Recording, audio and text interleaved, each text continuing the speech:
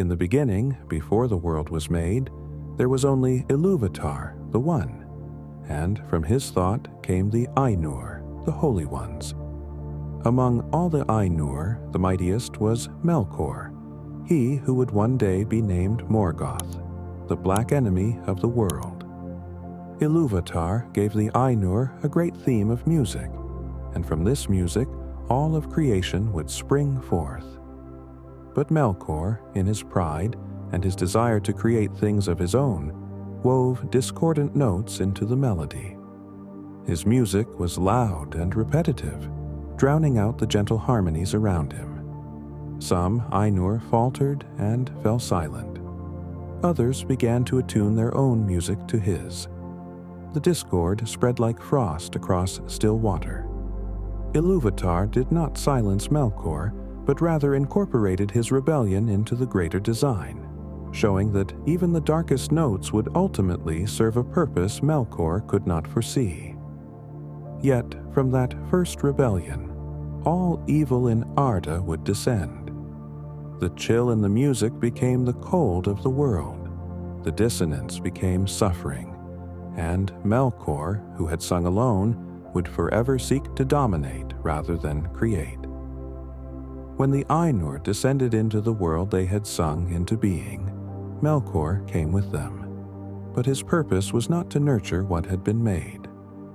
He desired Arda for himself, to shape it according to his will alone. The other Valar, the greatest of the Ainur who entered the world, worked to build and beautify creation.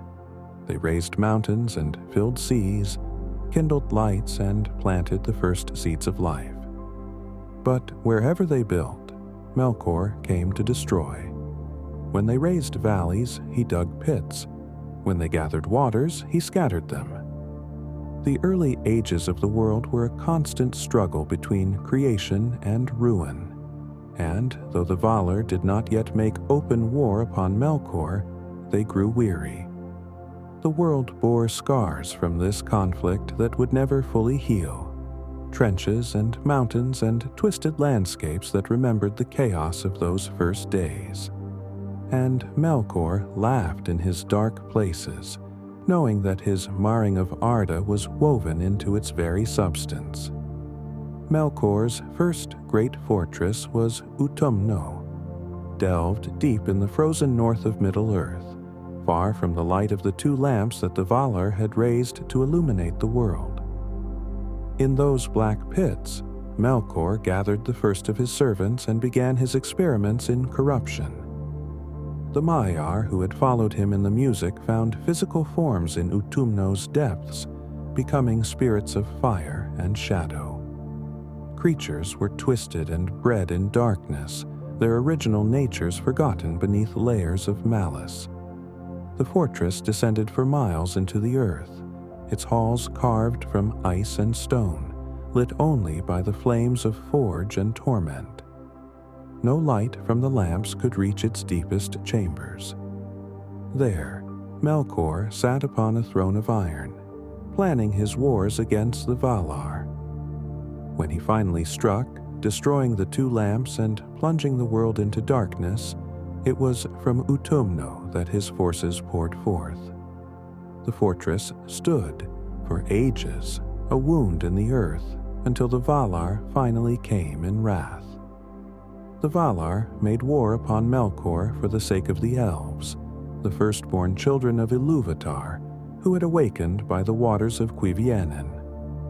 Some of those earliest elves had been taken by Melkor's servants, and it is whispered in the oldest tales that from their corruption came the first orcs, though Tolkien himself never settled on a single origin for those twisted creatures.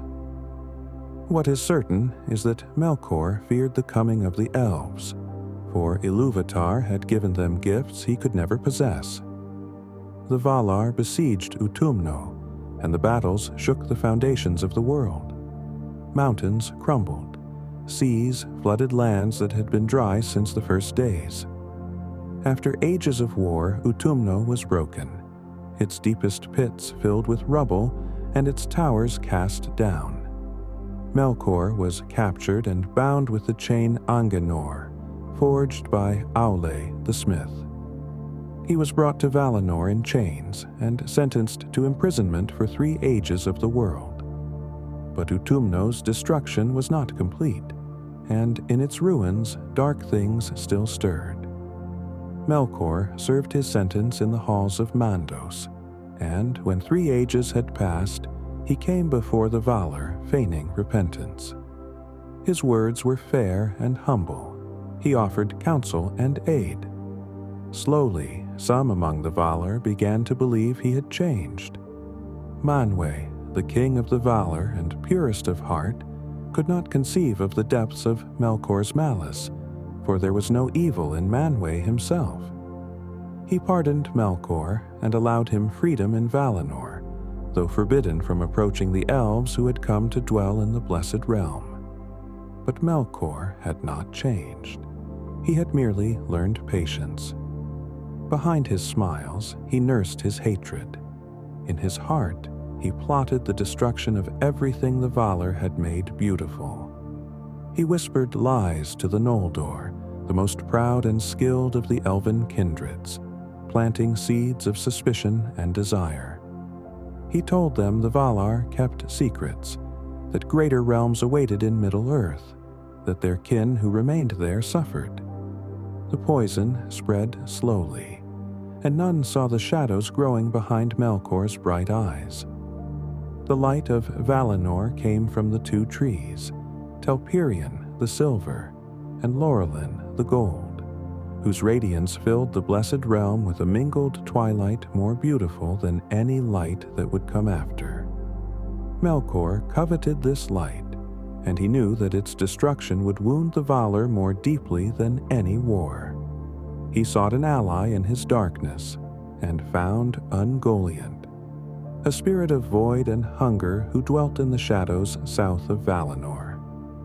What Ungoliant was, none could say for certain.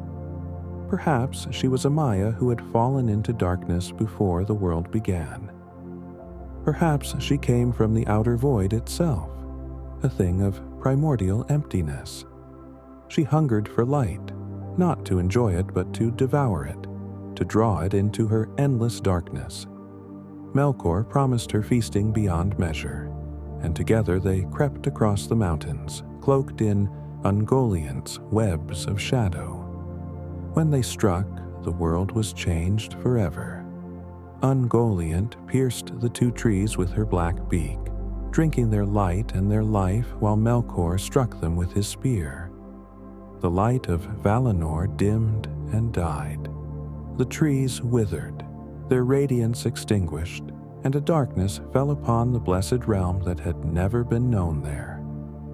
The Silmarils, the 3 jewels crafted by Feanor that held the light of the trees, became the only remaining vessels of that sacred glow, and Melkor desired them above all things.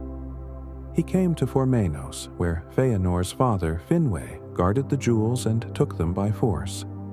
Finwë fell defending his treasure, the first of the Eldar to be slain in Valinor.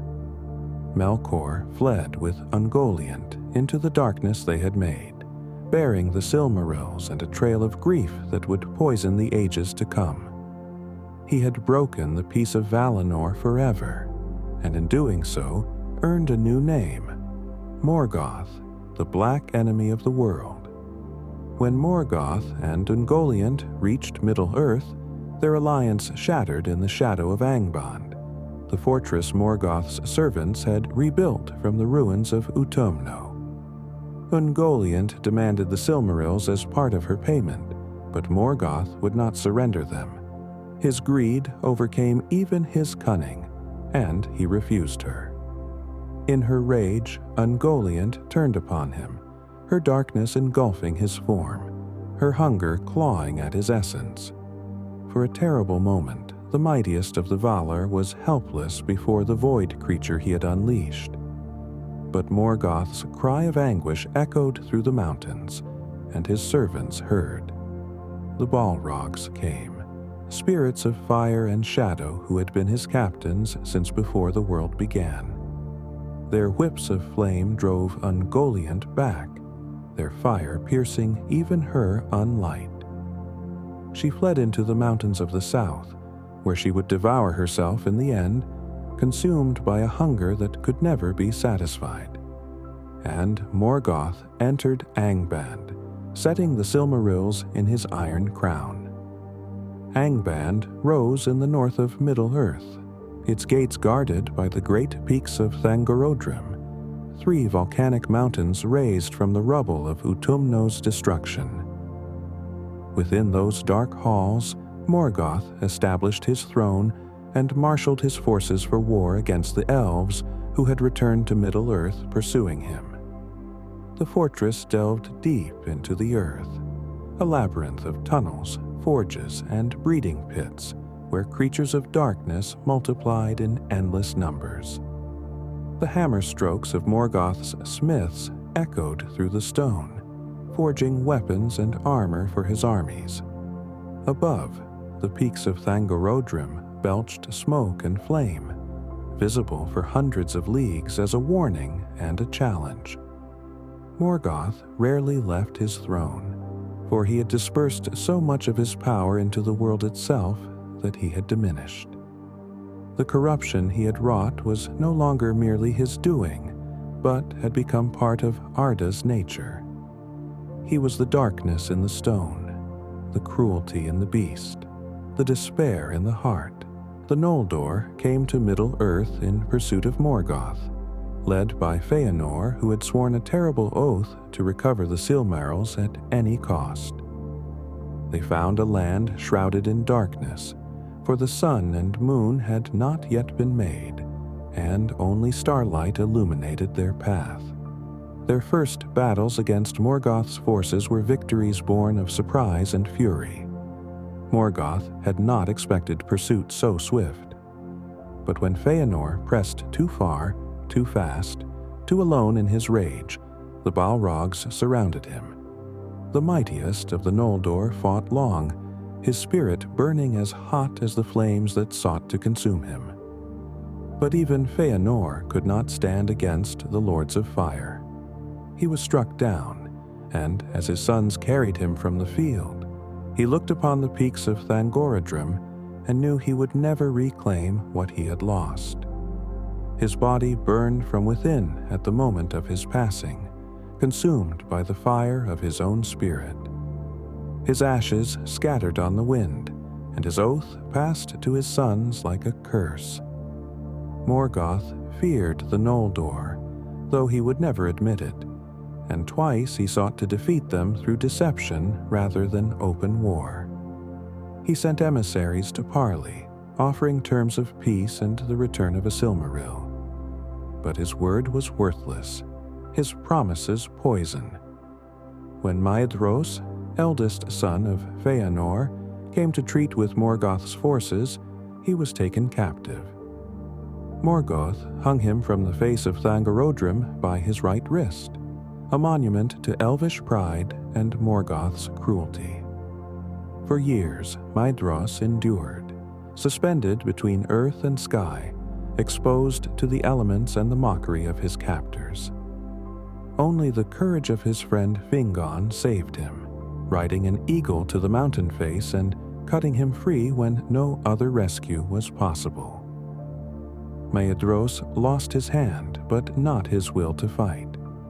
He took up his sword in his left hand and became one of the greatest warriors the elves would ever know, his spirit tempered by suffering into something harder and sharper than before. Among Morgoth's weapons, none was more terrible than Glaurung, the father of dragons. Morgoth bred him in the pits of Angband, the first of a race that would bring ruin to kingdoms and desolation to lands for ages to come. Glaurung was a fire drake, his belly a furnace, his breath a consuming flame, but he had no wings, for the winged dragons would not come until later. When he first issued forth from Angband, he was young and not yet fully grown, and the elves drove him back with arrows and spears. Morgoth was wroth with Glaurung for his impatience.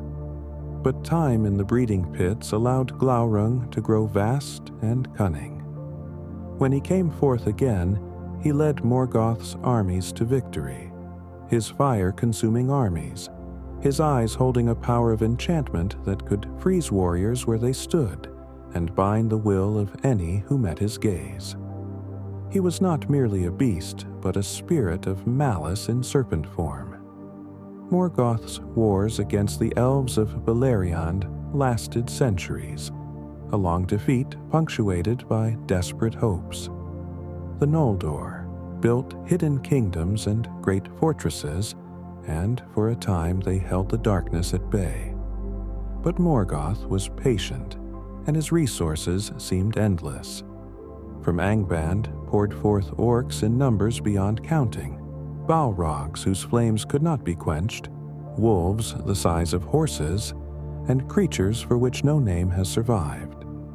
The Battle of Sudden Flame broke the siege the elves had maintained around Angband, rivers of fire consuming their armies.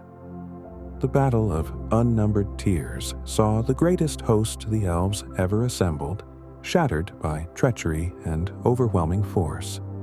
One by one, the hidden kingdoms fell. Gondolin the Beautiful, Nargothrond the Strong, Doriath the Protected. And with each fall, more of the elves' hope died, though they fought on because to surrender was unthinkable. The curse of Morgoth fell heaviest upon the house of Hurin, a family of men who had proven most valiant against the darkness. Hurin himself was captured in the Battle of Unnumbered Tears, the last of his company standing alone against Morgoth's host. He was brought before Morgoth's throne, but he would not break. He mocked the Dark Lord to his face, refusing all offers of mercy or service. Enraged, Morgoth cursed him and all his kin, then set him upon a high place in Thangorodrim, where he could see, through Morgoth's power, all the sorrows that would befall his wife and children. Hurin sat there for decades, watching his son Turin wander from tragedy to tragedy, watching his daughter Nienor suffer fates worse than death, watching his wife Morwen wait and grieve until grief consumed her. And Morgoth gloated, for the suffering of the innocent pleased him more than any victory in battle. Turin, son of Hurin, became one of the greatest warriors among men, but Morgoth's curse followed him like a shadow. Every choice Turin made seemed to lead to disaster. He fled from one haven to another, and each time tragedy followed. Friends fell defending him. Kingdoms crumbled around him. He took a wife he did not know was his own sister, Nienor, whose memory had been stolen by Glaurung's enchantment. When the truth was revealed, when Glaurung lay dying and spoke his final cruel words, Turin's world collapsed entirely. His sister threw herself into the waters of Teiglin. Turin fell upon his own sword, asking it if it would take his life, and the blade answered that it would drink his blood gladly. The black sword, Gurthang, had tasted the blood of innocence through Turin's cursed hands, and now it completed its work. The house of Hurin ended in darkness, exactly as Morgoth had designed. The final reckoning came when the Valar themselves sailed to Middle-earth in the War of Wrath. The host of Valinor was beyond any army Middle-earth had seen, and against it, Morgoth threw everything remaining in his arsenal. The war lasted 40 years and reshaped the continent. Mountains were cast down, rivers changed their courses, entire regions sank beneath the waves. Morgoth unleashed his winged dragons for the first time, led by Ankalagan the Black, greatest of all dragons ever to exist. Ankalagan's wings darkened the sky. His fire consumed whole battalions. For a time, it seemed even the host of Valinor might fail. But Arendil came, bearing the Silmaril upon his brow, sailing his flying ship Vingalot against the dragons. in the greatest aerial battle ever fought, Arundel cast down Ancalagon, and the dragon's fall broke the towers of Thangorodrim. With Ancalagon's death, the war turned decisively. Morgoth fled into the deepest pit of Angband when his armies failed, hiding in the darkness like a cornered beast. The Valar found him there, cowering behind his servants. The mightiest of all fallen powers had been reduced to this, a creature of fear and spite, his majesty long spent in the corruption of the world. They cut the Silmarils from his iron crown, though the touch of those holy jewels burned his flesh, leaving him scarred forever. They bound him with Angenor once more, the chain that had held him before. But this time there would be no pardon, no second chance. The Valar thrust Morgoth through the door of night, into the void beyond the world's walls, where he would remain until the end of all things. Some say he will return at the last battle to fight once more. But for now, the first Dark Lord is gone, and only his servants remain. When Morgoth fell, his greatest servants scattered and hid. Some were destroyed in the War of Wrath. Others fled into deep places, caves and crevices and forgotten tunnels where the light of the Valar could not reach them. Among those who escaped were Balrogs, spirits of fire and shadow who had served Morgoth since before the world began. These were not mere creatures but corrupted mire, angels who had chosen darkness over light, power over service. In the early writings, Tolkien imagined armies of Balrogs, hosts of fire demons marching to war. But later he revised their numbers to something far smaller, perhaps no more than 7 in all. This made them rarer and more terrible, each one a unique catastrophe waiting to happen. Most were destroyed in the wars of the First Age, but at least one survived, descending into the deepest places of the earth to sleep. Gothmog, the Lord of Balrogs, was Morgoth's greatest captain, second only to Sauron among his servants. He led the demons of fire into battle after battle, and his kills included some of the mightiest elves who ever lived. It was Gothmog who led the forces that surrounded Feanor. It was Gothmog who commanded the hosts at the fall of Gondolin, breaching the hidden city's defenses and turning its beautiful streets into rivers of flame. There he met his end at last, for Ecthelion of the Fountain, an elven lord of great valor, grappled with him in combat. Ecthelion drove the spike of his helmet into Gothmog's chest, but the Balrog's flames consumed him even as he struck. They fell together into the Fountain of the King, and the waters boiled around them as both perished. Gothmog, who had burned for ages, was quenched at last, and Ecthelion, who had lived in light, went into darkness. The Balrog that slept beneath Moria dreamed for thousands of years, hidden in depths the dwarves had not yet reached. The dwarves of Khazad-dûm delved ever deeper, seeking mithril, the silver metal more precious than gold. They built their kingdom into one of the greatest wonders of Middle-earth, halls of stone carved with beauty and skill that rivaled the elves. But they dug too deep. In the year 1980 of the Third Age, their miners broke through into a darkness that should have remained sealed. The Balrog awoke, and its wrath was terrible. It rose through the tunnels like a wave of fire, destroying everything in its path. King Durin VI was among the first to fall, and his son Nianwen followed within a year. The dwarves called the demon Durin's Bane, and they fled Khazad-dûm, abandoning the wealth of ages to the shadow that had claimed it. For nearly 1,000 years, Durin's Bane ruled in Moria, and the darkness of its presence spread through every hall and passage. Orcs came to dwell there, drawn by the shadow, and other nameless things crept up from the depths where even the Balrog did not go. The great mansions of the dwarves became haunted places, the mirrors of Khaled Zaram reflecting only starlight and sorrow, the gates of Moria sealed against any who might try to reclaim what was lost. When the Fellowship of the Ring passed through those halls in the Third Age, the Balrog had waited long for prey worthy of its attention. It came through the darkness like a living nightmare, shadow and flame wrapped around a core of ancient malice. The bridge of Khazad-dûm became the site of its final battle, where Gandalf the Grey stood alone against the demon.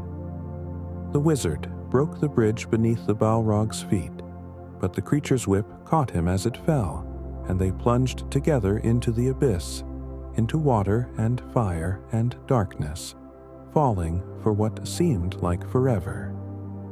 The battle between Gandalf and Durin's Bane continued for 10 days, from the deepest pits of Moria to the highest peak of Zirak-Zigil. They fought in water and in darkness, in tunnels no living thing had seen since the world was young. The Balrog's flames could not be quenched, and Gandalf's light could not be dimmed. They climbed the endless stair, a forgotten passage that wound from the roots of the mountain to its crown, and there, upon Durin's tower at the peak, they fought their final duel. The sun rose and set, and still they fought.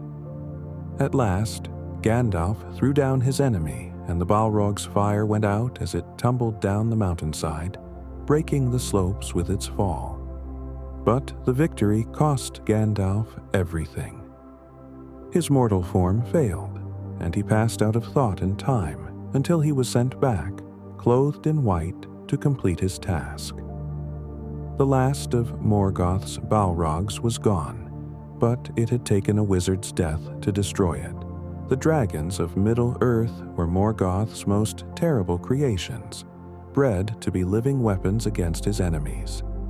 He fashioned them from fire and malice, giving them intelligence beyond mere beasts, greed beyond measure, and pride that rivaled his own.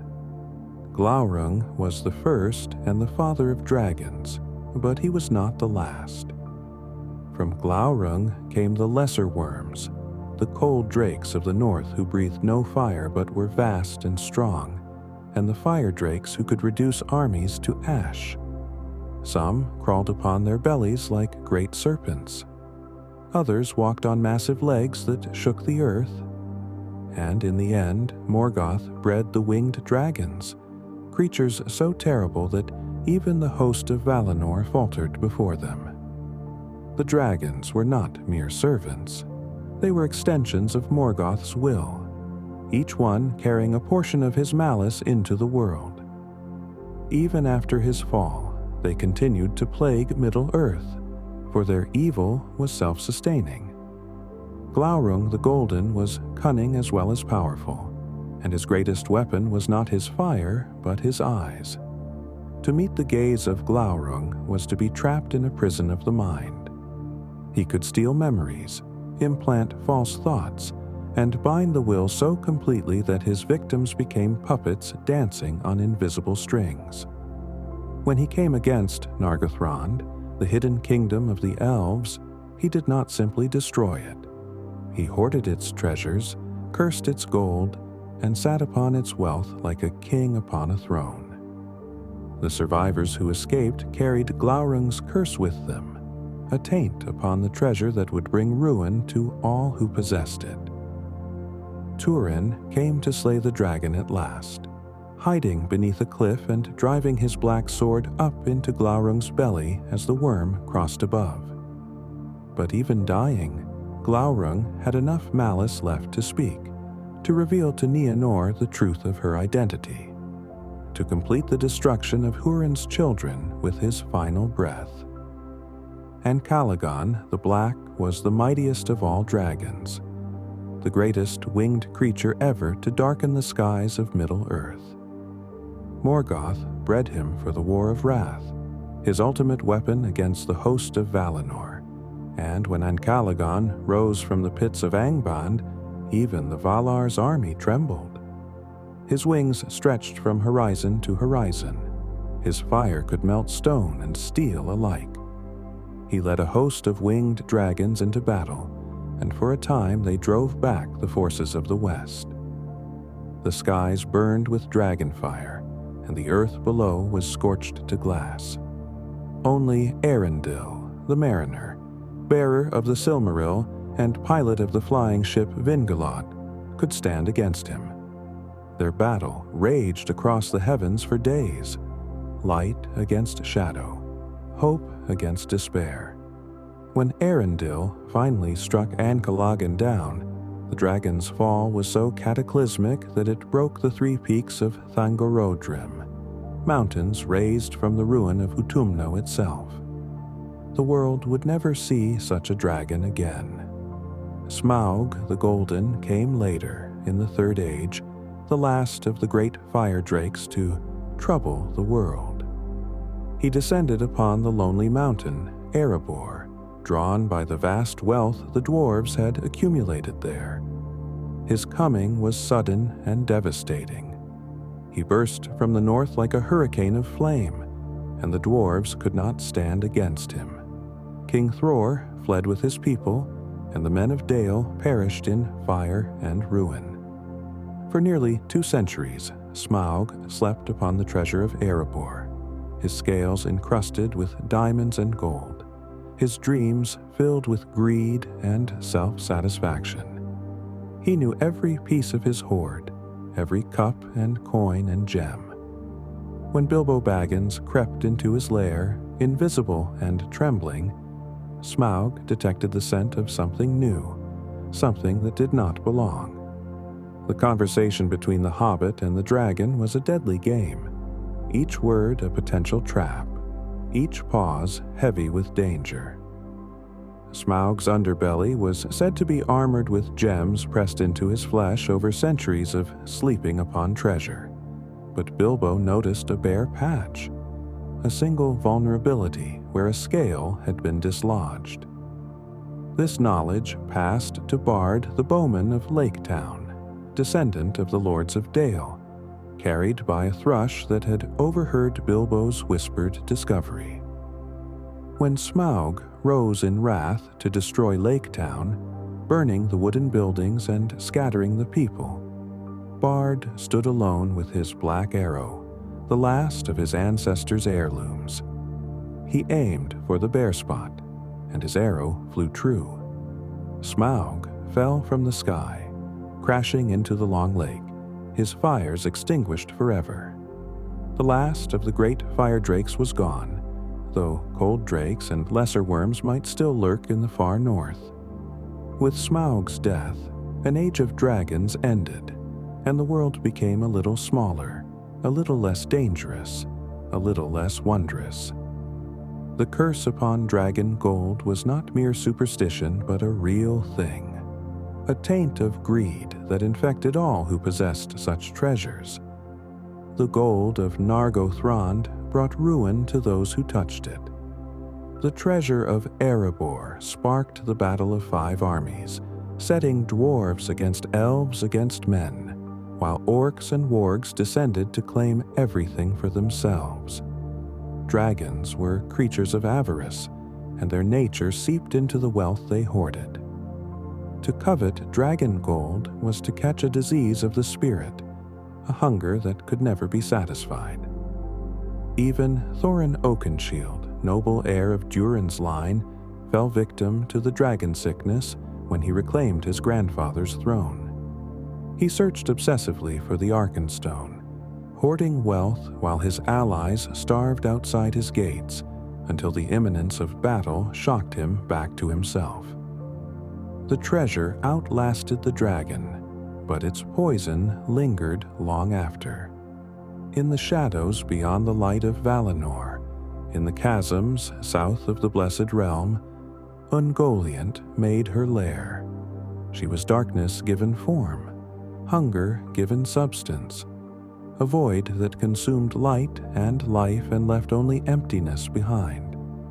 Whether she was a Maya who had fallen before the world was made, or something older and stranger, a thing from the outer void that had crept into creation, none could say.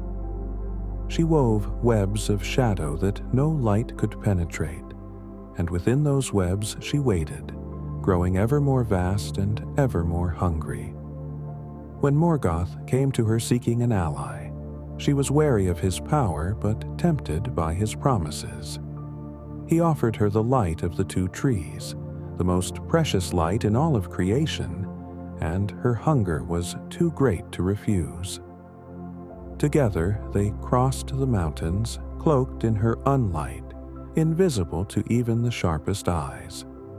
The destruction of the two trees was Ungoliant's feast and Morgoth's victory, but their alliance was never stable. Ungoliant had drunk the light of Telperion and Laurelin, and it filled her with a terrible vitality. She grew larger, her darkness deeper, her hunger sharper. When they reached Middle-earth and Morgoth revealed the Silmarils, she demanded them as part of her payment. The jewels blazed with the light of the trees she had consumed, and she craved that light above all things. But Morgoth would not surrender them. He had killed and lied, and destroyed the peace of Valinor for those gems, and he would not give them up for any price. Ungoliant turned on him then, her webs of darkness engulfing his form, her fangs seeking his essence. For a terrible moment, the mightiest of the fallen Valar was helpless, trapped in a web of void. His scream echoed across mountains and plains, reaching the ears of his servants in distant Angband. The Balrogs saved their master, driving Ungoliant back with fire and whip. She fled south, into the mountains that would one day be called the Arid Gorgoroth, the Mountains of Terror. There she dwelt for a time, breeding offspring, spinning webs across the passes that cut off the lands beyond from the kingdoms of the elves. Travelers who entered those mountains rarely emerged. The darkness there was so deep that even starlight seemed to fail, and the silence was broken only by the skittering of countless legs. Eventually, Ungoliant vanished from all tales. Some say she devoured herself at last, her hunger so great that she consumed her own form. Others say she crept into places beneath the world where no story follows. Whatever her fate, she left descendants behind. Spirits of darkness in spider form who spread across Middle-earth, carrying her hunger into distant lands. The greatest of Ungoliant's children to trouble the later ages was Shelob, who made her lair in Cirith Ungol, the pass above Minas Morgul. She had dwelt there since before Sauron built his dark tower in Mordor, and he knew of her and left her alone. To Sauron, she was a useful guardian, a creature that would destroy any who tried to enter his realm through the mountain passes. He called her his cat, though she served no one but herself and her endless hunger. Shelob's tunnels honeycombed the mountains, a labyrinth of silk and shadow where the bones of centuries of victims lay scattered. Orcs feared her and fed her, their prisoners. Men who wandered too close simply disappeared. She was ancient and patient, waiting in the darkness for prey to stumble into her reach. When Gollum led Frodo and Sam into Shelob's lair, he was fulfilling a bargain he had made with the spider long ago. He would bring her food, fresh and unwary, and she would let him pass and perhaps give him what he wanted most when the hobbits were dead. Frodo walked into the darkness blind, his light extinguished, his sword drawn against enemies he could not see. Shelob struck when he was most vulnerable, her stinger piercing him with poison that stopped his heart and froze his limbs. She wrapped him in silk, preparing to drag him into her deeper lair for later consumption. But she had not counted on Samwise Gamgee. The gardener of the Shire, the simplest and most overlooked of the company, stood against the ancient terror with only his master's sword and the light of Galadriel's phial. And in that darkness the light prevailed. Sam wounded Shelob grievously, driving sting into her body, blinding her with the light of Arundel's star. The ancient spider fled into her tunnels, her many eyes burning with pain and hatred. Whether she died of her wounds or healed in the darkness to hunt again, no tale tells. Sam believed he had killed her, but he was not certain, and certainty rarely comes in dealings with such creatures. What matters is that she fled, and Sam carried Frodo out of her lair, and the ring continued its journey to Mount Doom. Shelob, who had devoured warriors and kings, was turned back by a hobbit gardener armed with love and desperation. In Tolkien's world, the small often accomplish what the mighty cannot, and the humble heart proves stronger than the ancient evil. Beyond Ungoliant and Shelob, other creatures of darkness served Morgoth and his successors. The vampires of Angband were bat-like spirits of terror, messengers and scouts who flew through the night on wings of leather. Thuringwethil was the greatest of these, a vampire whose name meant Woman of Secret Shadow. She served as Sauron's messenger when he was lord of Tol in Gorhoth, the Isle of Werewolves. Her form was terrible to behold, bat-winged and iron-clawed, and her coming brought fear even to Morgoth's servants. When Luthien needed to enter Angband to steal a Silmaril from Morgoth's crown, she took Thuringwethil's skin and wore it as a disguise. The vampire's fate is not recorded, but her form served the purposes of light in the end, a fitting irony for a creature of such darkness. The wolves of Morgoth were not natural beasts, but spirits of malice housed in wolf flesh. Draugluin was the greatest of these, the sire of all werewolves, and he guarded the bridge of Tol in Gaurhoth until Huan, the Hound of Valinor, came to that fortress. Huan was fated to fight the mightiest wolf ever born, and many thought Draugluin was that wolf. They fought, and Draugluin fled with mortal wounds back to his master Sauron, where he died at Sauron's feet, warning him with his last breath of the doom that approached. But Draugluin was not the wolf of Huan's fate. That wolf was Carcharoth, the Red Maw, who guarded the gates of Angband itself. He was bred to be the greatest wolf, fed on living flesh, raised in darkness and cruelty until his strength surpassed anything that had come before. Carcharoth's moment came when Beren and Luthien fled from Angband, the Silmaril clutched in Beren's hand.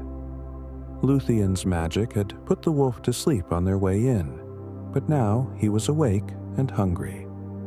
Beren held up his hand with the Silmaril blazing within it, hoping its holy light would drive the wolf back.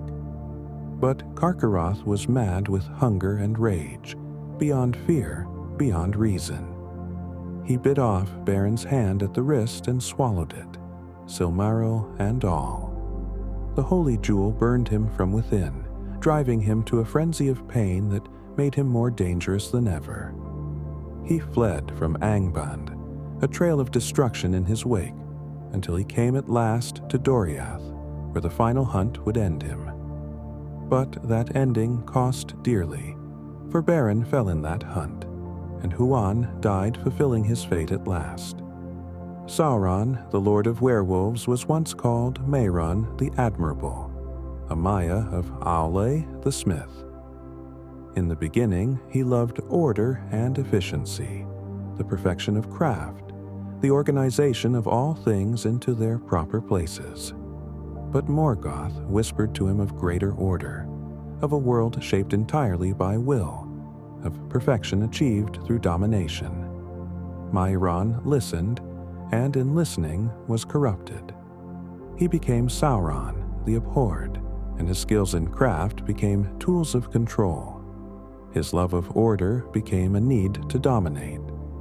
He was more subtle than Morgoth, more patient, more capable of long planning. Where Morgoth destroyed openly, Sauron preferred to corrupt from within, to turn enemies into servants, to make others do his work for him. He was the serpent in the garden, the voice that promised what it never intended to deliver. In the First Age, Sauron was Morgoth's most trusted lieutenant, second only to Gothmog in command of his forces. He was given Tol Sirion to guard, and he corrupted it into Tol in Gaurhoth, the Isle of Werewolves, a place of torment and shadow. From that fortress, he sent his wolves and vampires across Beleriand, hunting the elves and men who resisted Morgoth. When Finrod Felagund came to the island with Beren and their companions, Sauron matched wills with the Elven King in a duel of songs. Light against dark, hope against despair, creation against destruction. Finrod was mighty, but Sauron was older and knew secrets Finrod had never learned. The Elven King fell, and his companions were cast into pits to be devoured one by Sauron's wolves. Only Beren survived, saved by Lúthien's coming, and Sauron's fortress fell to her power. When Lúthien came to Tol in Gaurhoth, Sauron sent wolf after wolf against her and Huan, the great hound who accompanied her. Each wolf fell to Huan's jaws. At last, Sauron took wolf form himself, becoming a creature of such size and ferocity that he believed no hound could stand against him. But Huan was no ordinary hound. He had been bred in Valinor and was fated to fight the mightiest wolf that would ever live. They battled, and Sauron could not overcome Huan's strength. He shifted forms, becoming serpent, becoming monster, becoming shapes that had no name, but Huan's jaws held fast. At last, Sauron yielded mastery of his tower to Lúthien rather than be destroyed.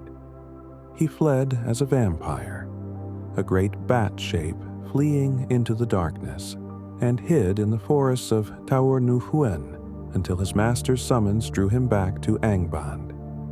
It was the first of Sauron's defeats, but not the last, and he learned from each one. After Morgoth's fall in the War of Wrath, Sauron was summoned to surrender and face judgment. For a moment it seemed he might comply.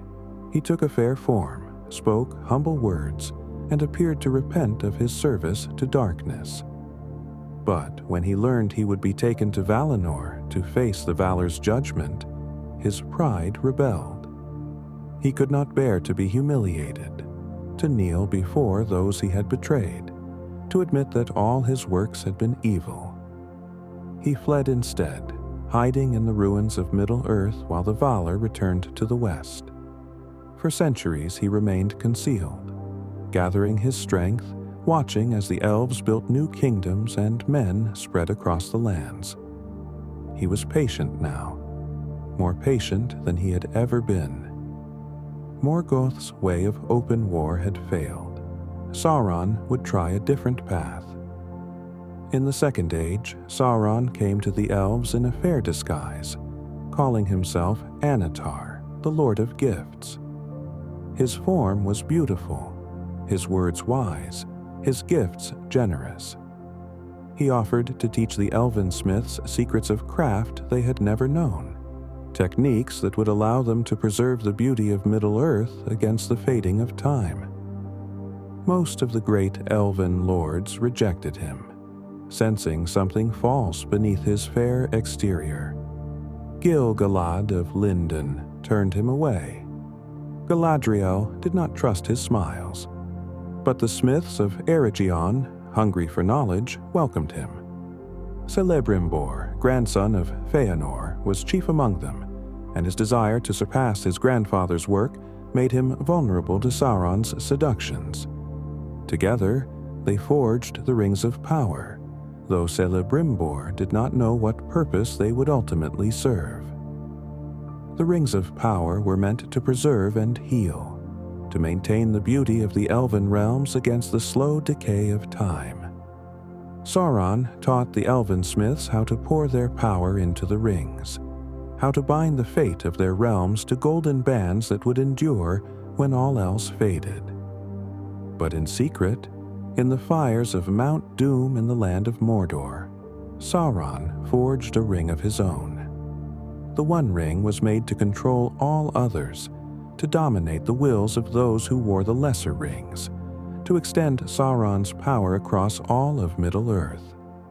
Into it, he poured his cruelty, his malice, and his will to dominate all life.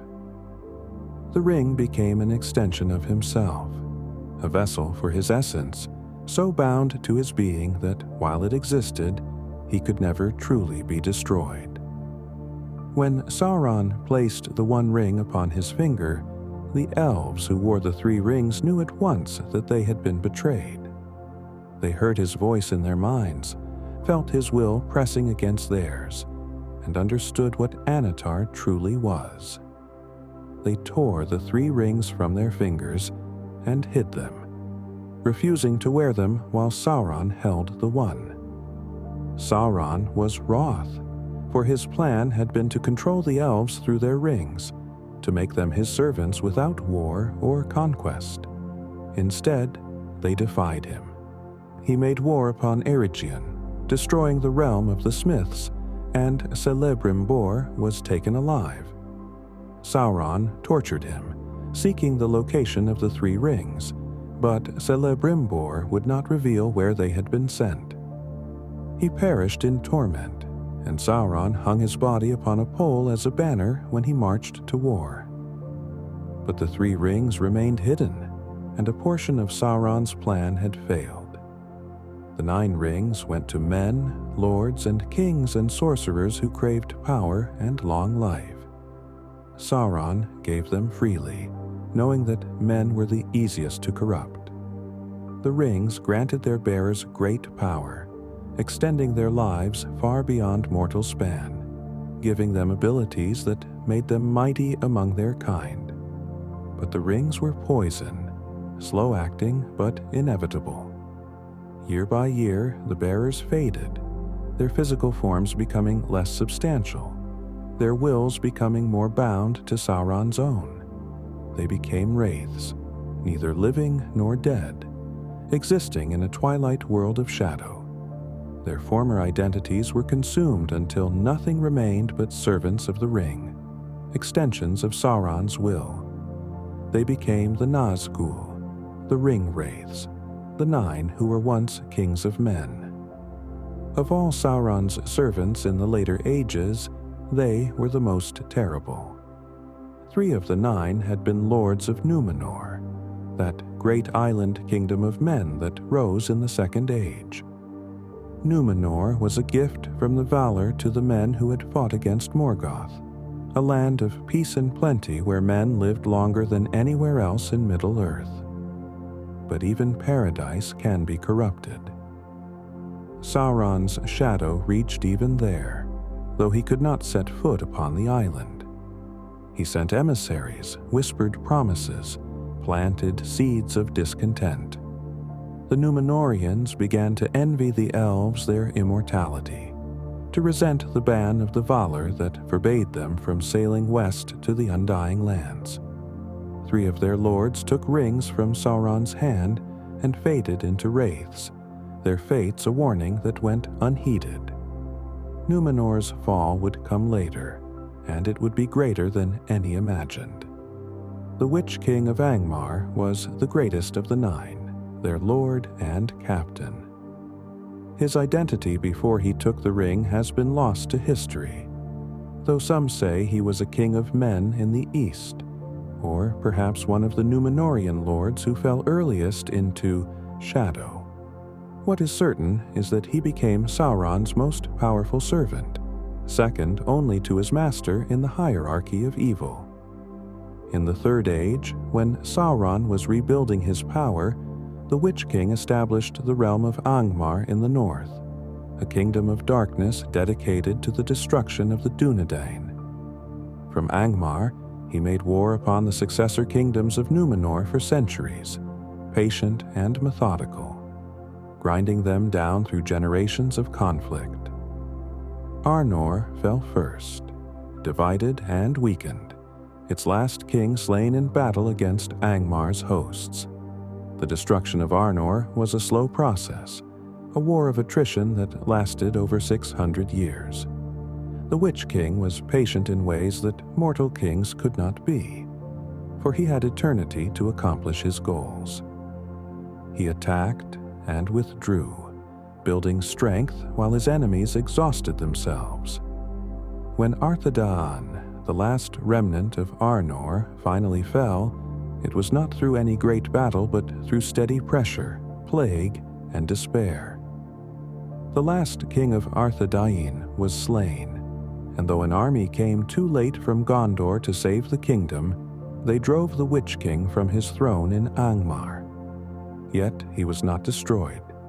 He fled to Mordor, where Sauron was gathering his strength once more, and there he waited for the next phase of the Long War. Arnor was gone, a kingdom erased from the world, and only the Rangers remained to remember what had been. A prophecy had been spoken concerning the Witch King, that he would not fall by the hand of man. This prophecy gave him confidence bordering on invincibility. He believed himself immune to death, protected by fate, destined to endure until his master's final victory. But prophecies are tricky things, their meanings often hidden until the moment of their fulfillment. At the Battle of the Pelennor Fields, the Witch King faced Éowyn of Rohan and the hobbit Merry Brandybuck. Éowyn was no man but a woman, and Merry bore a blade forged in Westernesse, enchanted specifically against the servants of Angmar. Together, they accomplished what armies had failed to do. Merry's blade broke the spell that bound the Witch King to the world, and Éowyn drove her sword through the emptiness where his face should have been. The Lord of the Nazgul fell, his crown rolling empty across the field, and the prophecy was fulfilled in a way he had never imagined. Khamul was the only other Nazgul whose name has been recorded, though he was known more by his title, the Shadow of the East. He was second to the Witch King among the Nine, and his origins lay in the lands of Rhûn, far to the east of Mordor. Unlike the Witch King, Khamul retained some connection to his former nature, which made him both more useful and more limited. He was most sensitive to the ring's presence and could track it better than any of his fellows, but daylight weakened him more than the others, and his senses were confused by flowing water. When the Nine hunted for the ring in the Shire, it was Khamul who came closest to finding it, speaking to Gaffer Gamgee at Bag End, sensing the ring nearby but unable to locate it precisely. After the Witch King's destruction, Khamul became the chief of the remaining 8, though his leadership lasted only until the ring went into the fire. The 9 rode horses at first, black steeds from Mordor trained to bear their terrible riders. But when those horses were drowned at the ford of Bruinen, swept away by Elrond's flood, Sauron gave them new mounts. The fell beasts were creatures of darkness, winged reptiles larger than any bird, bred or corrupted in the pits of Mordor. Their origin is unclear, perhaps descendants of creatures from an earlier age, perhaps new horrors crafted by Sauron's arts. They were featherless and foul, with beaks that could tear through armor and claws that could rip a man in two. Their screeches froze the blood of those who heard them. Upon these mounts, the Nazgul became more terrible than ever, able to strike from above, to scout vast distances, to spread fear across entire armies merely by passing overhead. Sauron's ambition was not satisfied with Middle-earth alone. In the Second Age, he turned his attention to Numenor, the greatest kingdom of men, and conceived a plan to destroy it from within. The Númenóreans had grown proud and fearful of death, their ancient wisdom fading into superstition and resentment. When King Ar-Pharazôn came against Sauron with the greatest army the world had ever seen, Sauron did not fight. He surrendered, allowing himself to be taken as a hostage to Numenor. It seemed like the end of his power, but it was merely another beginning. In chains, Sauron was brought to the island he could never have conquered by force, and there he began his most insidious corruption. Within 50 years, Sauron had risen from prisoner to chief counselor of the king. His fair words and subtle poisons worked upon Ar-Pharazôn's fears and desires, turning the king against the Valar, against the elves, against everything his ancestors had held sacred. Sauron built a temple to Morgoth in the heart of the capital, and there, human sacrifices were burned upon an altar, their smoke rising to honor the fallen Dark Lord. The White Tree of Numenor was felled and burned in that temple, its wood used to kindle the first of those terrible fires. The faithful, who still honored the Valar, were persecuted, forced to hide their beliefs, and some were taken to the temple to die upon Morgoth's altar. Numenor had become a kingdom of darkness, and Sauron smiled as he watched his work unfold. The final temptation was the greatest. Sauron whispered to Ar-Pharazôn that the ban of the Valar was not divine law but mere jealousy, that the Undying Lands would grant immortality to any who reached them, that the Valar feared men would become their equals if they were allowed to sail west. The king, old now and desperate for more life, gathered the greatest fleet ever assembled and set sail for Valinor. Sauron remained behind, standing upon the Temple of Morgoth, watching as the armada disappeared over the horizon. He expected victory, expected to hear that the Valar had been overthrown, expected to rule a world without gods. Instead, the world was broken. Ilúvatar himself intervened, sinking Numenor beneath the waves, destroying the fleet, and reshaping Arda so that the Undying Lands were removed from the circles of the world forever. Sauron's body was destroyed in the cataclysm, and with it, his ability to ever again take a fair form. The destruction of Numenor was Sauron's greatest victory and his greatest defeat. He had destroyed the mightiest kingdom of men, erased their island from the world, and broken forever the close relationship between men and elves. But he had also lost his physical form, lost his ability to deceive through beauty, lost millennia of accumulated power. His spirit fled back to Mordor, where the One Ring awaited him, and slowly he rebuilt a body from darkness and malice. The new form was terrible to behold, a figure of shadow and flame with a hand that burned any who touched it, missing one finger where the ring had once been. He could never again walk among his enemies in disguise. He could never again seduce through fair words and fairer form. The deceiver had lost his greatest tool, and henceforth he would rely on fear, on force, on the overwhelming power of his will. The last alliance of elves and men was the final great effort to destroy Sauron in the Second Age. Gil-galad, High King of the Noldor, and Elendil, King of the Dúnedain, who had escaped Numenor's fall, united their peoples in a war that would determine the fate of Middle-earth. Their armies marched to Mordor, fighting their way through Sauron's defenses, besieging Barad-dûr for 7 years. The cost was terrible beyond measure. The plains before the Black Gate became choked with the dead. Gil-galad fell in combat with Sauron, consumed by the Dark Lord's heat. Elendil fell beside him, his sword Narsil breaking beneath him as he died. But their deaths were not in vain. Isildur, Elendil's son, took up the broken sword and cut the ring from Sauron's hand. The Dark Lord's form collapsed, his spirit fleeing into the shadows, and the war was ended, or so it seemed. Isildur's failure to destroy the ring when he had the chance was the tragedy that haunted the Third Age. He stood in the Samath Naur, in the cracks of doom where the ring had been forged, and he could not let it go. The ring had already begun to work upon him, whispering of power and right, telling him that such a prize should not be destroyed, that he had earned it through his father's sacrifice. Elrond and Círdan urged him to cast it into the fire, but Isildur refused.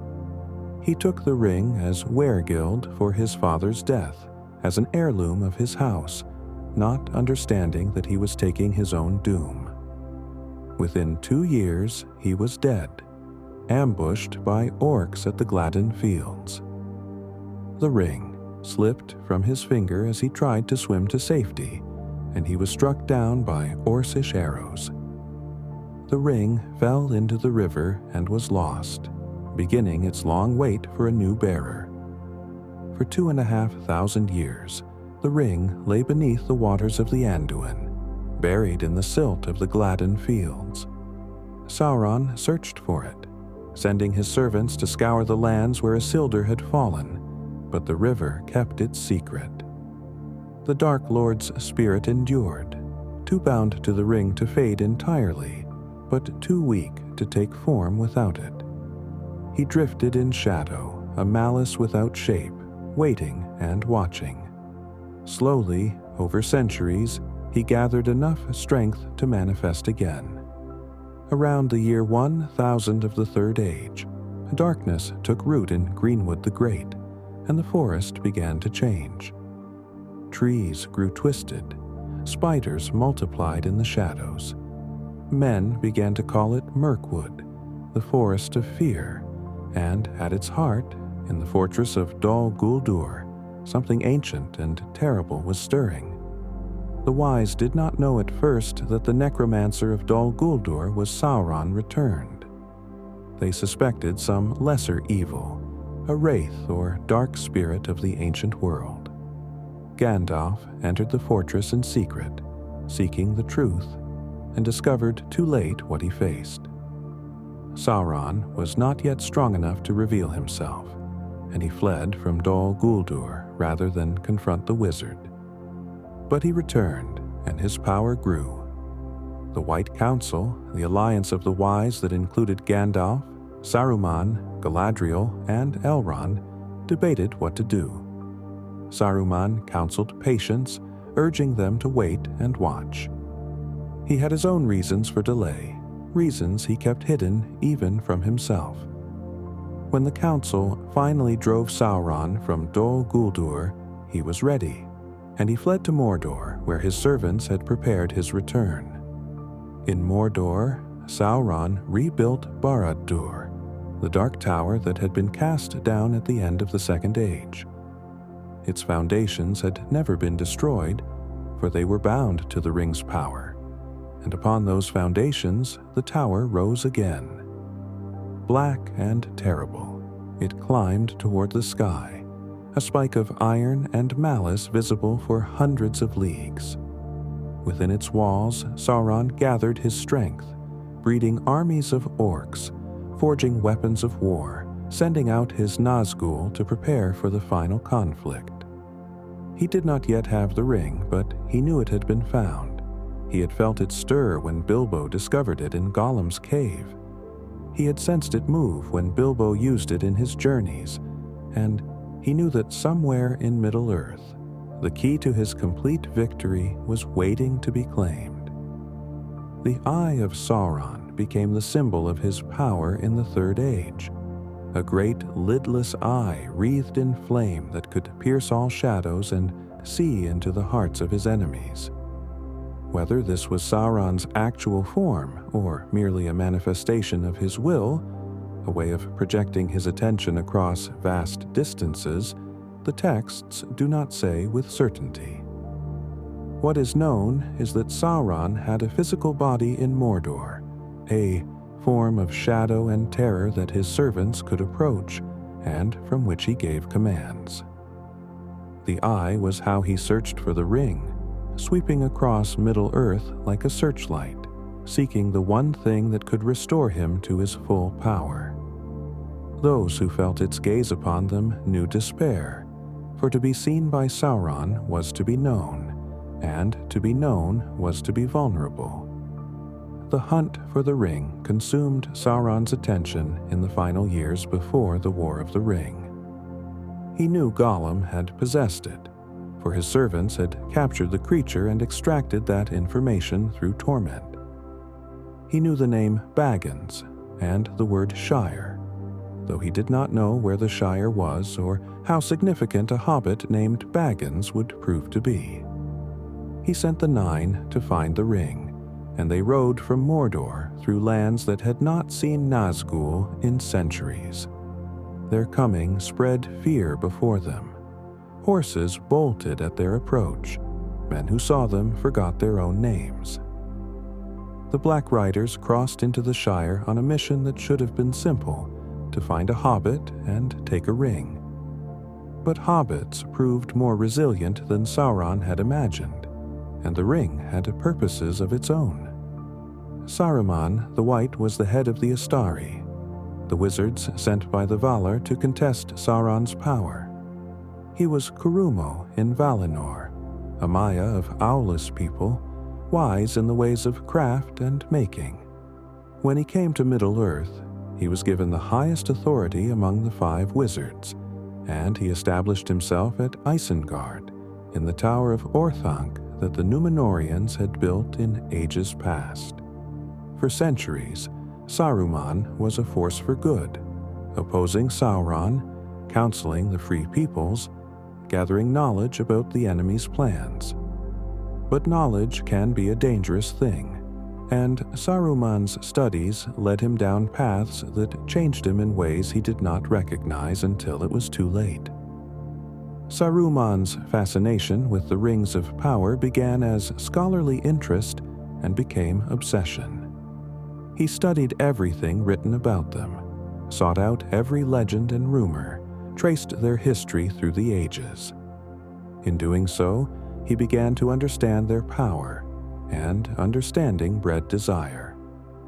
He told himself he wanted to know how to defeat Sauron, but increasingly he wanted to know how to become like Sauron.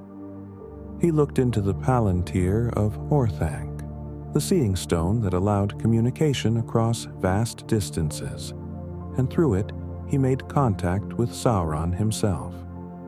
Perhaps he thought to spy upon the enemy. Perhaps he thought his will was strong enough to resist corruption. He was wrong on both counts.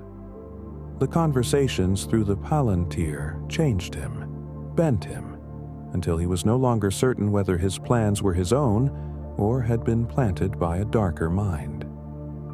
The voice of Saruman was his greatest weapon, a tool of persuasion that could make lies sound like truth and treason sound like wisdom. When he spoke, listeners found themselves nodding along, agreeing with propositions they would have rejected moments before. Even the wise could be swayed by his words, lulled into accepting what they knew to be false. This power made Saruman dangerous in ways that went beyond armies and fortresses. He could turn allies against each other with a few well-chosen phrases. He could make surrender seem reasonable, resistance seem foolish.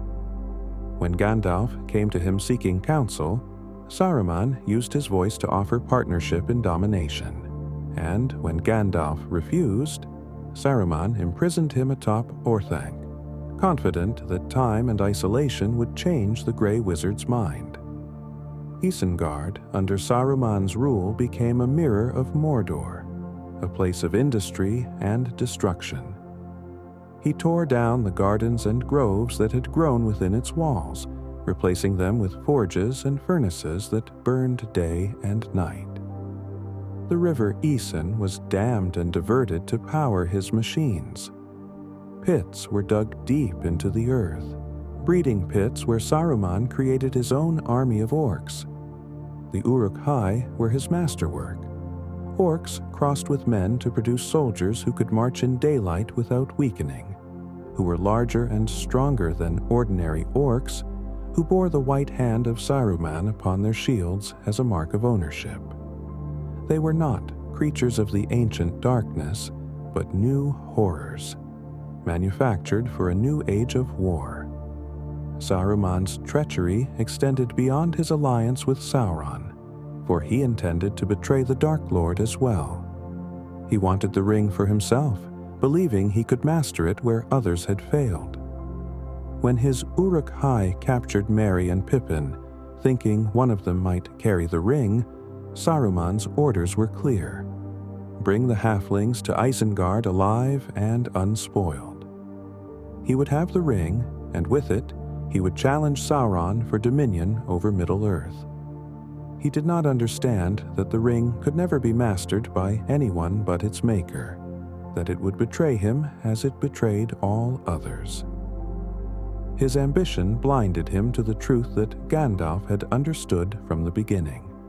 The ring was not a tool to be used, but a trap to be destroyed. The fall of Isengard came swiftly once the Ents were roused to anger.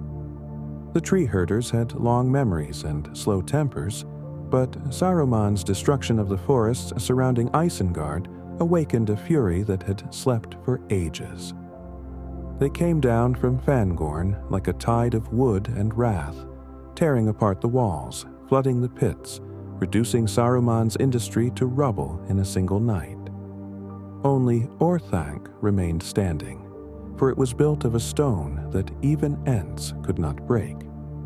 Saruman was trapped in his own tower, his army scattered, his plans in ruins.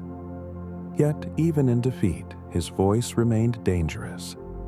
When Gandalf and the others came to treat with him, Saruman nearly persuaded Theoden to abandon his allies. Only Gandalf's intervention broke the spell, and Saruman's staff was broken. His power as a wizard ended. The scouring of the Shire was Saruman's final act of malice, petty revenge against the halflings who had played a part in his downfall. He came to the Shire under the name Sharkey, gathering ruffians and thugs, establishing a rule of petty tyranny over the hobbits. He had the trees cut down, the mills industrialized, the beer watered, and the bread made gray. It was not conquest for power, but destruction for spite. A desire to ruin something beautiful simply because he no longer possessed anything beautiful himself. When the hobbits returned from their journey, they found their homeland wounded, and they had to fight one last battle to reclaim it. Saruman died there, in the Shire, struck down by his own servant Wormtongue, his spirit rising like smoke and blowing away on a wind from the west that would not receive him. Grima Wormtongue was a man of Rohan who sold his people for promises of power and the hope of possessing a woman who despised him. Saruman found him easily corruptible, a counselor to King Theoden who could be turned into an agent of betrayal. For years, Wormtongue whispered poison into Theoden's ear, weakening the king's will, making him doubt his own judgment, isolating him from those who might have given good counsel. Under Wormtongue's influence, Theoden aged beyond his years, becoming a puppet who spoke with Saruman's voice. Éomer was exiled. Éowyn was trapped. Rohan's defenses crumbled while Wormtongue assured the king that all was well. The depth of his treachery was revealed only when Gandalf came to Edoras and broke the spell. Wormtongue's fate was to follow his master into ruin. He went to Isengard with Saruman, and then to the Shire, a servant whose servitude had become its own prison. Saruman treated him with contempt, kicking him and cursing him, reminding him constantly of his worthlessness. Whatever Wormtongue had hoped to gain from his treachery, he received only abuse. In the end, when Saruman mocked him one time too many, something broke inside the wretched man. He drew a hidden knife and cut Saruman's throat before the assembled hobbits, ending both their stories with a single stroke. Hobbit arrows brought him down moments later, and he lay beside his master in the dirt of the Shire, two villains whose ambitions had led them only to ignominious death. The orcs of Middle-earth were Morgoth's most numerous servants, the foot soldiers of darkness across 3 ages of the world. Their origin is one of the great mysteries that Tolkien never fully resolved. The most common tale says they were elves, captured in the earliest days of the world and twisted through torment and dark arts into mockeries of their former selves. But Tolkien found this troubling, for it implied that Morgoth could truly corrupt something Ilúvatar had created, which seemed to grant the Dark Lord too much power. Other possibilities he considered included men corrupted before they fully awakened, or soulless creatures animated by Morgoth's will, or beasts given a semblance of reason. The question remained unanswered, and perhaps that uncertainty is fitting for creatures whose very existence was an obscenity. Whatever their origin, orcs multiplied in the darkness of Morgoth's fortresses and spread across Middle-earth like a plague. They feared the sun, which weakened them and pained their eyes, and they preferred to fight at night or under the cover of clouds. They were cruel by nature, delighting in pain and destruction, yet they were also cowardly when faced with determined opposition. They served their masters out of fear rather than loyalty, and they would turn on each other as readily as on their enemies when that fear was lifted. Different breeds existed among them, from the smaller goblins of the mountains to the larger soldiers of Mordor, to the black Uruks who could endure daylight. All shared a hatred of the free peoples and a readiness to inflict suffering whenever they could. Azog the Defiler was among the most notorious orc chieftains, a pale-skinned goblin of enormous size who ruled in Moria after the Balrog had claimed its deeper halls. It was Azog who killed Thror, king under the mountain, when the old dwarf came to reclaim Khazad Dûm. Thror was captured, held prisoner for days, and finally slain. His body was desecrated, his head branded with Azog's name, and the pieces sent back to the dwarves as a message of contempt. The War of the Dwarves and Orcs followed, a conflict of extermination that lasted 6 years and ended at the Battle of Azanul-Bizar before the eastern gate of Moria. There, Azog was slain by Dain Ironfoot, avenging at last the murder of Thror. But the dwarves paid terribly for their victory, and they did not enter Moria, for the Balrog still waited within. The trolls of Middle-earth were also Morgoth's creations, though made in mockery of what creature remains unclear. Some tales say they were made in mockery of the Ents, just as orcs mocked elves. Whatever their origin, they were creatures of darkness, large and strong and nearly mindless. The original trolls turned to stone in sunlight, reverting to the unliving rock from which they may have been made. Tom, Bert, and William, the 3 trolls who captured Bilbo's dwarf companions in The Hobbit, met this fate, transformed into boulders by the rising sun after Gandalf tricked them into arguing until dawn. Their stone forms still stand in the wilderness, monuments to stupidity and greed. Sauron bred new kinds of trolls for his armies, creatures that could endure the sun and fight in daylight battles. The Olog High were the most terrible of these, black-blooded and strong beyond the measure of ordinary trolls, intelligent enough to follow commands and wield weapons with cruel skill. They fought at the Battle of the Pelennor Fields and at the Black Gate, and they did not flee when the sun rose. Whether they were true trolls improved by breeding, or some other kind of creature given troll-like form, only Sauron knew, and that knowledge was lost with his fall. When the ring was destroyed, and Sauron's will withdrew from his servants, even the Olog-hai faltered, their borrowed strength and purpose fading. Gollum was perhaps the most tragic of all figures touched by the ring's corruption. He was born Smaugol, a Stoor hobbit who lived by the banks of the Anduin near the Gladden Fields. On his birthday, he went fishing with his cousin Déagol, and Déagol found a golden ring in the river mud. Smaugol saw it gleaming in his cousin's hand, and something awoke in him, a desire that would not be denied. He demanded the ring as a birthday present.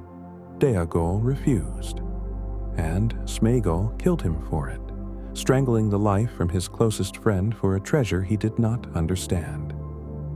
In that moment, Smaugol began to die, and Gollum began to be born. The transformation was not instant, but stretched across nearly 5 centuries.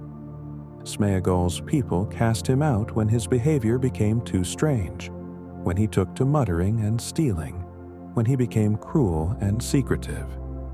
He fled into the misty mountains, finding a lake in the deep places where sunlight never reached. There, he lived on raw fish and cave creatures, alone except for the ring and the twisted reflection of himself that he called precious. The ring extended his life far beyond any hobbit's natural span, but it was a hollow existence, an eternity of darkness and isolation. He forgot his own name. He forgot the taste of bread and the warmth of sun. He forgot everything except the ring and his hunger. When Bilbo found Gollum's cave, he found a creature that was barely recognizable as something that had once been like a hobbit. Gollum was withered and pale, his eyes grown large in the darkness, his voice reduced to hisses and gurgles. He had been alone so long that he barely knew how to speak to another living being. The riddle game they played was a remnant of some ancient memory, a ghost of the person Smaugol had been before the ring consumed him. When Bilbo escaped with the ring, Gollum's loss drove him from his cave at last. He would spend the rest of his existence hunting for his precious, driven by an obsession that could never be satisfied. The duality of Gollum became more pronounced as his hunt continued. Smaugol still existed somewhere inside the ruin, a fragment of personality that remembered kindness and longed for connection. But Gollum was stronger, the identity shaped by centuries of ring possession, cunning and treacherous and utterly devoted to recovering his treasure. Frodo recognized this duality and tried to reach Smaugol, to awaken whatever remained of the person who had existed before the corruption. For a time, it seemed to work. Smaugol responded to kindness, became helpful, even seemed to develop genuine affection for the hobbit who treated him with mercy. But the ring's pull was too strong, and Samwise's distrust pushed Smaugol away at a crucial moment. Gollum returned, and with him came the plan that would lead them all to Shelob's lair. Tolkien wrote that Gollum was not simply a villain, but a figure of pity, an example of what the ring did to those who possessed it. The corruption was not Gollum's fault, not entirely. He was weak, yes, but the ring would have corrupted anyone in time. Frodo understood this because he felt the ring working on his own soul, slowly eroding his will, making him possessive and suspicious. By the end of his journey, Frodo could not willingly destroy the ring. He claimed it for himself, standing in the Samath Naur where Sauron had forged it, declaring himself Lord of the Ring. Only Gollum's intervention, His attack on Frodo and his accidental fall into the fire accomplished what no one's will could achieve. The wretch who had been corrupted by the ring became the instrument of its destruction. The mercy that Bilbo showed Gollum in the goblin tunnels echoed across 60 years to shape the fate of the world. When Bilbo stood over the wretched creature with Sting in his hand, invisible and undetected, he could have struck. Gollum would never have known what ended him, but something stayed Bilbo's hand. A pity that came upon him, a recognition that this miserable thing had once been something like himself. He spared Gollum and leapt over him into the darkness, and that single act of compassion became the hinge upon which history turned. Gandalf understood this, even if Bilbo did not. The wizard told Frodo that Gollum had some part to play yet, for good or ill, and that the pity of Bilbo might rule the fate of many. He was right in ways he could not have imagined. Frodo extended the same mercy to Gollum when they met in the Aemon Muel, sparing the creature's life and accepting his guidance to Mordor. Sam objected, seeing only the treachery in Gollum's eyes, but Frodo felt a kinship with the wretched being that Sam could not understand. They were both ring-bearers, both feeling the weight of the golden band pulling at their souls. Frodo saw in Gollum a vision of what he himself might become if the ring was not destroyed, and that vision moved him to pity rather than revulsion. He bound Gollum with an oath on the precious itself, knowing that such an oath held power over a creature so dominated by the ring. And for a time, the oath held, and Sméagol served faithfully, leading them through the Dead Marshes and to the Black Gate of Mordor. The Dead Marshes themselves held echoes of ancient evil, a haunted place where the fallen of the Battle of Dagorlad still lay beneath the waters. The great battle at the end of the Second Age had been fought on those plains, and the marshes had expanded over millennia to cover the battlefield. Beneath the stagnant water, pale lights flickered, and faces could be seen, elves and men and orcs who had died in that terrible conflict, preserved by some dark magic that would not let them rest. Gollum warned Frodo and Sam not to follow the lights, not to look too long at the faces, for those who did might join the dead beneath the waters. The marshes were a reminder that evil leaves scars upon the land itself, wounds that do not heal even after thousands of years. The lands of Mordor bore the deepest scars of Sauron's presence, a realm twisted by his will into a reflection of his malice. The mountains that ringed it were impassable except through guarded gates, and within those mountains the land was ash and slag, poisoned by centuries of fumes from Mount Doom. Nothing wholesome grew there. The water was foul. The sky was dark with smoke that blotted out the sun. Orcs could live in such a place, and slaves could be forced to labor there, but nothing thrived. Sauron had made Mordor into a fortress, a factory, and a symbol all at once. It was the physical manifestation of what his rule would mean for all of Middle-earth, a world drained of beauty and reduced to mere function, existing only to serve his will. Mount Doom rose at the heart of Mordor, the volcano called Orodruin in Elvish, the fire mountain where Sauron had forged the One Ring. Its fires never went out, fed by some power that went deeper than natural geology. The Samath Naur, the Chambers of Fire, were carved into its side, a passage leading to a precipice above the molten heart of the mountain. Only there, in the place of the ring's making, could the ring be unmade. The fires of ordinary forges could not harm it. Dragon fire might melt the lesser rings, but the one was beyond even that heat. It had to go back to its origin, to be consumed by the same flames that had given it form. and standing on that precipice with the fire roaring below, Frodo found that he could not do it. The ring's final victory over Frodo was temporary but complete. At the moment of decision, after carrying the burden across hundreds of leagues, after resisting its whispers for months, Frodo claimed the ring for his own. He placed it on his finger and declared himself its master, and, far away in Barad-dûr, Sauron finally knew where his treasure was.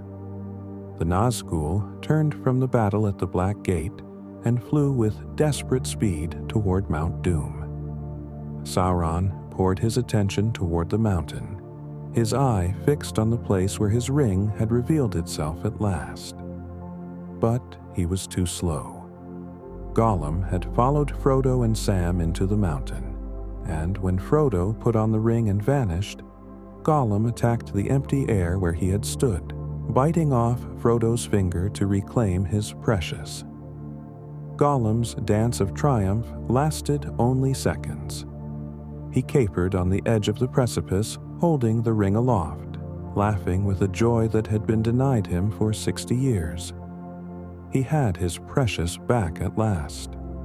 Everything else, the pain, the hunger, the long hunt, the betrayals, all of it was worth this moment of reunion. He did not watch where his feet were dancing. He did not see the edge crumble beneath him.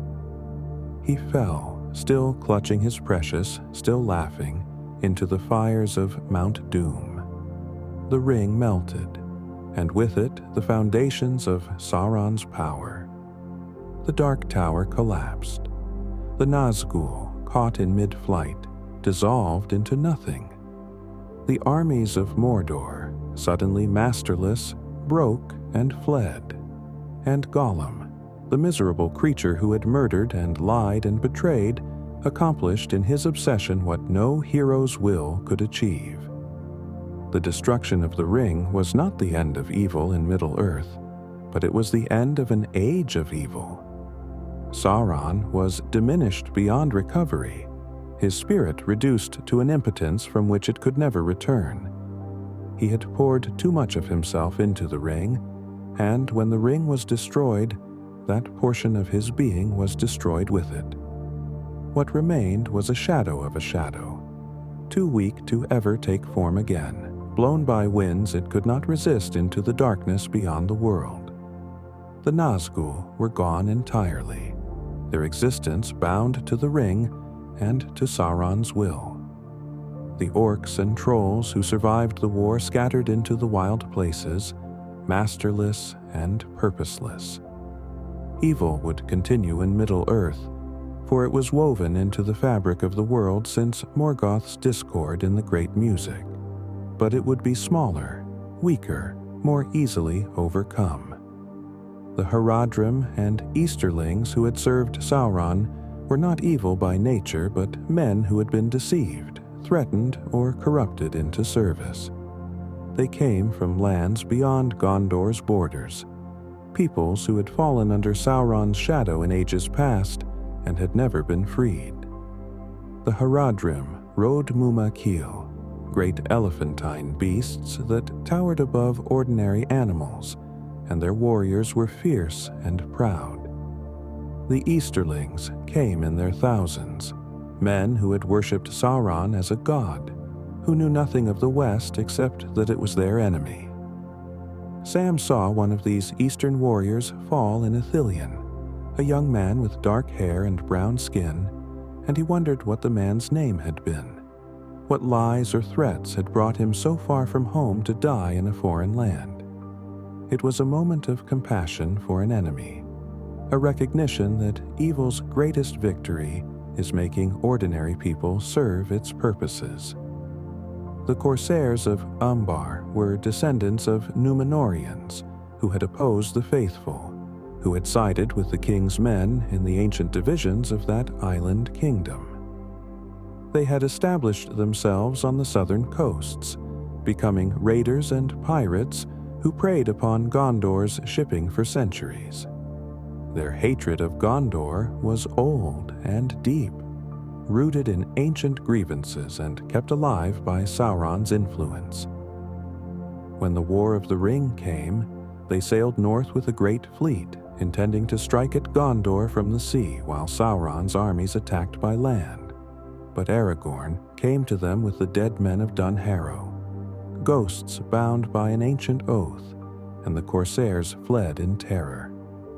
Their ships were captured and brought to the Pelennor fields, carrying not enemies but reinforcements that turned the tide of battle. The Black Númenóreans were the darkest legacy of Sauron's corruption of that great kingdom. They were those who had wholly embraced the worship of Morgoth that Sauron had introduced, who had practiced human sacrifice and dark sorcery, who had survived Númenor's fall by being away from the island when it sank. They settled in the southern lands, in Umbar and beyond, preserving the dark knowledge that Sauron had taught their ancestors. The mouth of Sauron, the ambassador who came to the Black Gate to parley with Aragorn, was said to be one of these, a man who had entered Sauron's service so long ago that he had forgotten his own name. He had been given dark wisdom and prolonged life, and he ruled the slaves of Barad-dûr in his master's name. His fate after Sauron's fall is not recorded, but it could not have been pleasant. Tolkien wrote extensively about the nature of evil in his letters and philosophical writings, and his understanding shaped the villains of Middle-earth in profound ways. Evil, in Tolkien's view, cannot create. It can only corrupt and destroy. Morgoth did not make the orcs from nothing. He twisted them from elves. Sauron did not create the ring's power. He exploited the skills of the elven smiths. The Dark Lords could ruin and pervert, but they could not bring new beauty into the world. This limitation was fundamental to their nature. They had rejected the source of all creation, and in doing so, they had cut themselves off from the ability to truly create. Their works were imitations, mockeries, corruptions of things that already existed. The fall of the great villains followed a pattern that Tolkien drew from his Catholic faith. Morgoth and Sauron both began as beings of light, angels in all but name, created good and given free will. They fell through pride, through the desire to possess and dominate, rather than serve and create. Morgoth wanted to be like Ilúvatar, to create from nothing, and when he could not, he sought to destroy what others had made. Sauron wanted to order the world according to his will, to remake it in a pattern of perfect efficiency, and when others resisted, he turned to domination and cruelty. Both followed a path from service to rebellion to tyranny to ruin, a descent that mirrored the theological concept of the fall in Christian tradition. The dispersal of Morgoth's power into the substance of Arda itself was one of Tolkien's most profound concepts. Unlike Sauron, who concentrated his power in the ring, Morgoth spread his essence throughout the world, corrupting its very matter. This is why Arda is called Arda Mard, a world that is fundamentally broken in ways that cannot be fully healed within time. The evil that exists in Middle-earth is not merely the presence of villains, it is woven into the fabric of reality itself. Stones can be treacherous. Darkness can have malice. Winter can be cruel. These are not metaphors but literal truths in Tolkien's world, remnants of Morgoth's corruption that will endure until the world is remade at the end of all things. The concept of the marring extended to the creatures of Middle-earth as well. Animals could be twisted into service of evil, not through any choice of their own, but because the corruption in the world touched them. The wargs were wolves inhabited by evil spirits. The fell beasts of the Nazgûl were perhaps descendants of creatures from an earlier age, warped by Sauron's breeding programs. Even the great spiders carried Ungoliant's hunger in their blood, a taint that was not their fault but their inheritance. The villains of Middle-earth were not solely those who chose evil, but also those who were shaped by it against their will, victims as much as perpetrators. Yet Tolkien did not believe in absolute corruption. Even Morgoth could feel fear, which meant he retained some connection to the order he had rejected. The orcs, though twisted, could still be disobeyed by individuals among them, suggesting some remnant of free will. And Gollum, corrupted for 500 years, still had Sméagol inside him, still capable of responding to kindness, still able to feel something like affection for Frodo. The light was never entirely extinguished, even in the darkest places. This was why mercy mattered so much in Tolkien's moral framework. Pity for Gollum saved the world because it recognized the possibility of redemption in even the most ruined soul. The eucatastrophe, Tolkien's term for the sudden turn from disaster to grace, defined the endings of his great stories. Just when all seemed lost, when Frodo failed and claimed the ring, when Sauron's victory seemed certain, Gollum's intervention reversed everything. This was not coincidence in Tolkien's view, but providence, the hand of a power greater than any villain working through the most unlikely instruments. The same pattern appeared in the First Age, when Arundel's voyage to Valinor brought the host of the West to overthrow Morgoth, just as the last elven kingdoms were falling. Evil could gain every advantage, could accumulate power beyond measure, could bring the world to the brink of absolute darkness. But it could not prevent the sudden intervention of grace that undid all its work. The ultimate fate of evil in Tolkien's mythology was not annihilation, but diminishment. Morgoth was thrust into the void, but not destroyed. He waits beyond the world's walls for the last battle. Sauron was reduced to impotence, but some shadow of him presumably endures. The evil that Morgoth wove into Arda will persist until the world is unmade and remade in a second music. This was not a counsel of despair, but of realism. Evil cannot be finally defeated within history. It can only be resisted, contained, and overcome in specific instances. The great victories are real victories, but they are not final victories. That final victory lies beyond the circles of the world, in a future that Tolkien glimpsed but did not describe. And so the villains of Middle-earth pass into memory, into legend, into the long slow forgetting that claims all things under the sun. Morgoth waits in the void. Sauron is scattered on winds that blow to nowhere.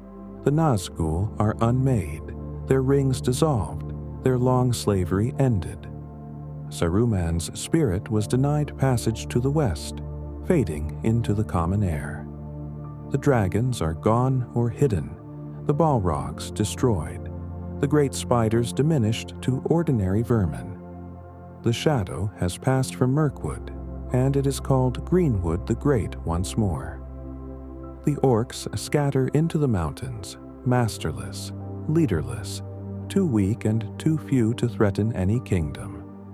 The darkness that once covered half the world has shrunk to pockets, to memories, to stories told by firelight. The world that remains is smaller, quieter, less touched by the great powers of either light or darkness. The elves depart for Valinor, taking their beauty and their sorrow with them. The dwarves dwindle in their mountains, their great works behind them.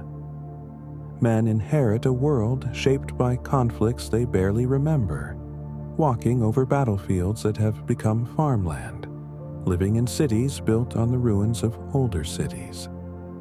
The Fourth Age begins, the Age of Men, and the villains of the earlier ages become tales told to children. cautionary stories about pride and power and the corruption that comes from seeking to dominate rather than to serve. Yet the echoes remain. Every shadow has something of Morgoth in it. Every cruel thought carries a trace of his discord.